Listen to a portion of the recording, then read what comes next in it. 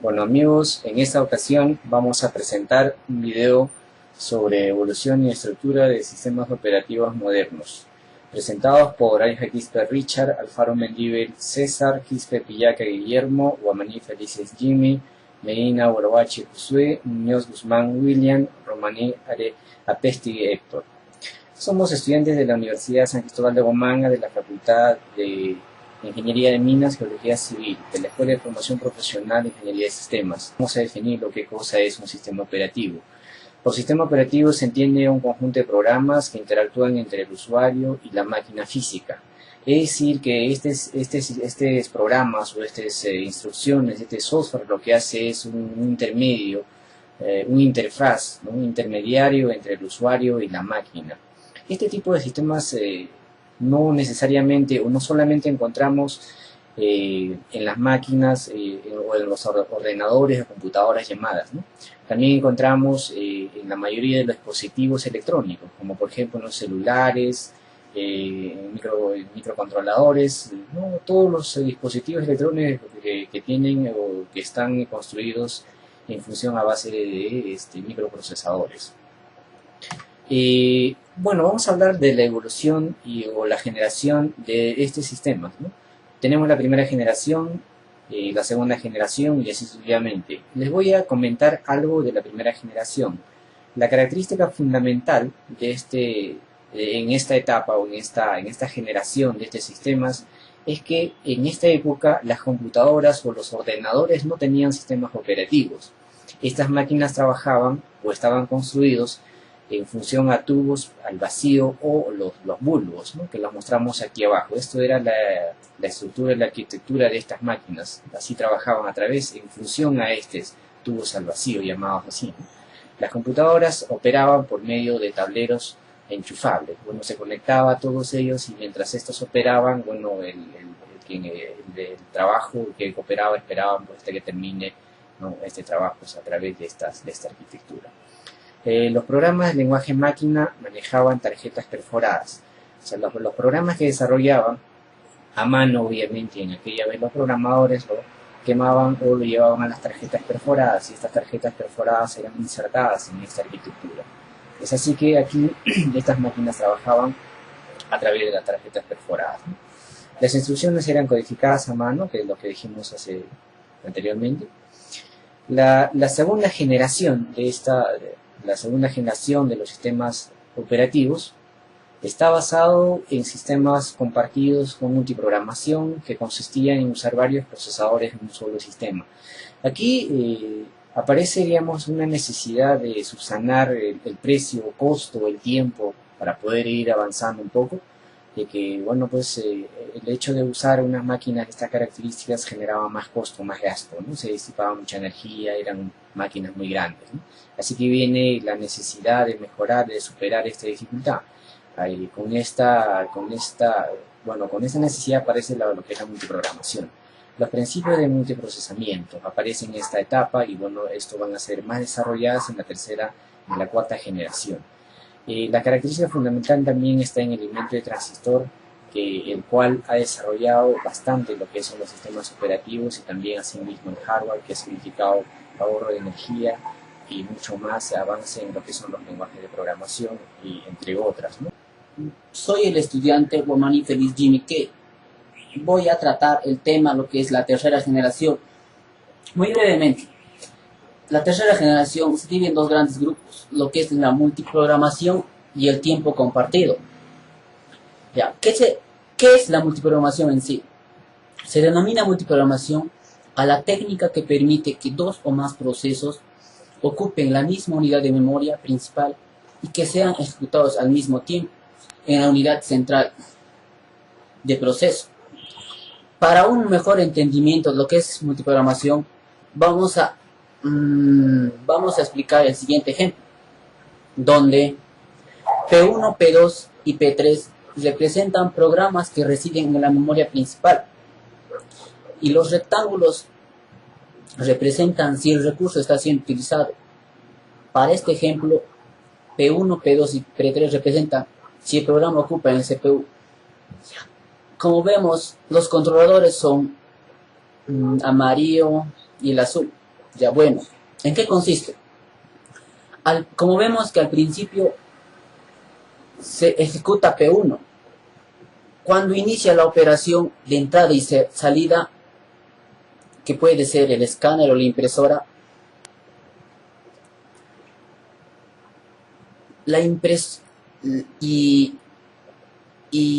que puede ser P2, o sea, se ejecuta hasta comienzo de una operación. Entonces, cuando entra P2, se ejecuta ¿hasta qué? Hasta que entre la entrada y salida, que puede ser el escáner. Luego pasa a P3. Luego pasa a P3. ¿Hasta qué? Hasta que se modifique uno de los controladores, que es en este caso la impresora. Y vuelvo, sería monótono, ¿no? Ya, bueno. Ya. Las ventajas que aporta, ¿no?, la multiprogramación sería: permite el servicio interactivo simultáneo a varios usuarios de manera eficiente. También aprovecha los tiempos que los procesos pasan esperando a que se completen sus operaciones de entrada y salida. Aumenta el uso del CPU. Como hemos visto en el ejemplo anterior, el CPU en ningún momento estaba estático, estaba siempre ahí en uso. ¿Y ahí qué es el tiempo compartido? Utiliza la multiprogramación para gestionar varias tareas de forma interactiva. Mi nombre es Guillermo Aquisa Pillaca. Yo voy a hablar acerca de la cuarta generación de los sistemas operativos. Se considera cuarta generación de los sistemas operativos a partir de la década de los 70 hasta nuestra actualidad.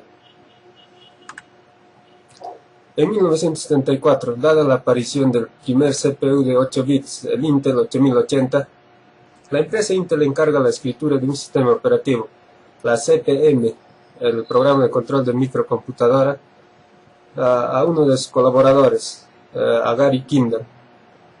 Este sistema operativo se basa en disco. Este sistema operativo domina el mundo de las microcomputadoras por un espacio de 5 años.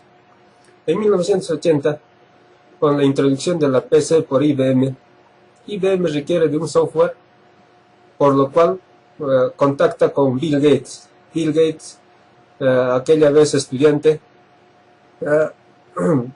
hace la compra del DOS a Tim Patterson, dando inicio así al MS-DOS y la fundación de la empresa Microsoft. En 1995 se da inicio a las diferentes versiones del Windows. En este caso se inicia con el Windows 95, un sistema operativo autónomo y con interfaz gráfica. Este sistema operativo, el Windows 95, solo utiliza el DOS para arrancar programas viejos. Y ya no, o sea, y es autónomo. En 1998 sale la versión modificada del Windows 95, el Windows 98, también de la empresa Microsoft. A partir de esa fecha, se continúa con las diferentes versiones del Windows, de la empresa Microsoft. Tenemos también otros sistemas operativos, como el Unix, uno de los más importantes, y un sistema operativo libre. Este sistema operativo es más fuerte en estaciones de trabajo y en computadores potentes. Continuando con el video, mi nombre es Héctor Romaní y voy a exponer el tema de estructuras monolíticas. Es la estructura de los primeros sistemas operativos, constituidos fundamentalmente por un solo programa, compuesto de un conjunto de procedimientos entrelazados de tal forma que cada uno puede llamar a cualquier otro. Tiene tres características fundamentales: construcción del programa final a base de módulos compilados separados que unen a través del ligador, buena definición de parámetros de enlace entre las distintas rutinas existentes, y carecen de protección y privilegios. Generalmente están hechos a medida, por lo que son eficientes y rápidos en su ejecución, pero por lo mismo carecen de flexibilidad para soporte de diferentes ambientes de trabajo y tipo de aplicaciones. Como vemos la figura, la estructura monolítica siguiente del cuadro, vemos los módulos A, B, C, D, E y F que hacen la estructura, pero están entrelazados por ligadores que hacen que la comunicación sea fluida entre todos. Sistema de estratos. A medida que fueron creciendo las necesidades de los usuarios y se perfeccionaron los sistemas, se hizo necesaria una mayor organización del software, del sistema operativo, donde una parte del sistema contenía sus partes y estos organizados en forma de niveles. Se dividió el sistema operativo en pequeñas partes de tal forma que cada una de ellas estuviera perfectamente definida y con un claro interfaz con el resto de los elementos. Es por lo que Dijkstra y sus alumnos en el Instituto Tecnológico Schule de Eindhoven hicieron el sistema de estratos como prueba, pero en la actualidad se utiliza Multics y Unix. El sistema de estratos, como vemos en la figura, el sistema jerárquico T, en la capa 0 tiene el hardware, en capa U0 gestión de CPU, memoria, comunicación translate, archivos y usuario. En la estructura anterior se basa prácticamente la mayoría de los sistemas operativos actuales. Otra forma de este tipo de sistemas es la que se denomina anillos concéntricos o ring, lo que vemos en la figura siguiente, que inicia desde el centro como la gestión del CPU, gestión de entrada-salida, gestión de memoria, gestión de información y comandos o interfaces como intérprete de comandos, aplicación de usuario y spool. Mi nombre es César Alfaro Mendíbel. Yo les voy a explicar sobre el tema máquina virtual. Primero, definición. Es un sistema operativo o software que emula a una computadora, tanto software y hardware dentro de otra computadora. Objetivo: integrar distintos sistemas operativos, dando la sensación de ser varias máquinas virtuales. Aquí les explico brevemente el funcionamiento de un sistema operativo máquina virtual. Primero, un sistema operativo máquina virtual tiene un núcleo denominado monitor virtual. Este monitor virtual es un programa de control que primero se ejecuta sobre el hardware y después me muestra las diferentes máquinas virtuales. Y sobre estas máquinas virtuales se puede ejecutar los sistemas operativos correspondientes. Ventajas de usar una máquina virtual. Primero, trabajar con sistemas operativos diferentes en una misma computadora sin necesidad de hacer particiones en el disco duro o tener más discos duros. Segundo, tener varias máquinas virtuales, cada uno con su propio sistema operativo. Puede ser utilizada para consolidar servidores en una misma máquina, compartiendo los recursos de una única computadora. Desventaja. Tiene una única desventaja.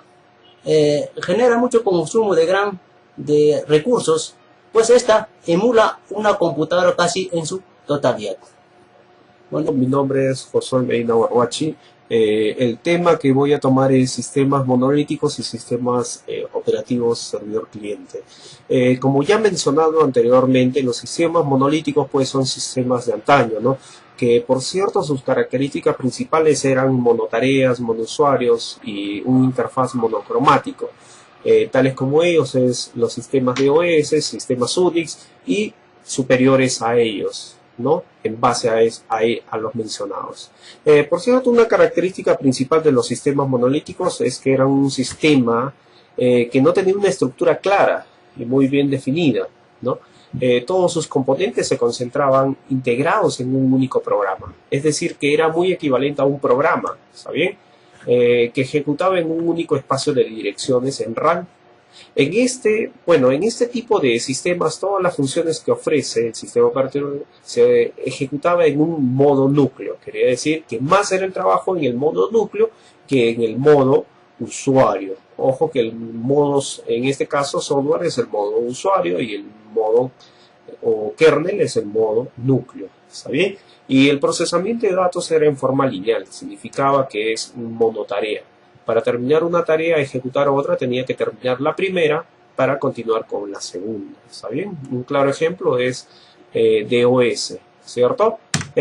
Ojo que los sistemas monolíticos dieron un paso muy grande a los sistemas superiores que eran los servidor clientes. ¿Está bien?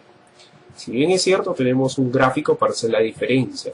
Un sistema operativo basado en un kernel monolítico, tenemos una aplicación, ¿está bien? Que es el modo usuario, y el modo núcleo tenemos el sistema virtual de ficheros, el file system, el shared, el virtual memory, que es la memoria virtual, los dispositivos, los drivers, ¿no?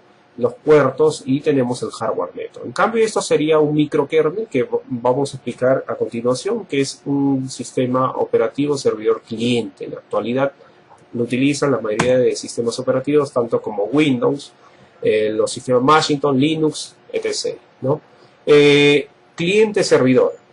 Si bien es cierto, cliente y servidor son dos palabras que se utilizan en informática en diferentes ámbitos, en el ámbito red, en el ámbito en computación, etc., ¿no? Consiste en implementar la mayor parte de los servicios y funciones del sistema operativo en procesos de usuario, dejando solo una pequeña parte del sistema operativo ejecutando en modo núcleo. Ojo, entonces el modo núcleo va a ser poquísimo el trabajo y el modo usuario va a ser ahora donde va a redundar la mayor parte del trabajo.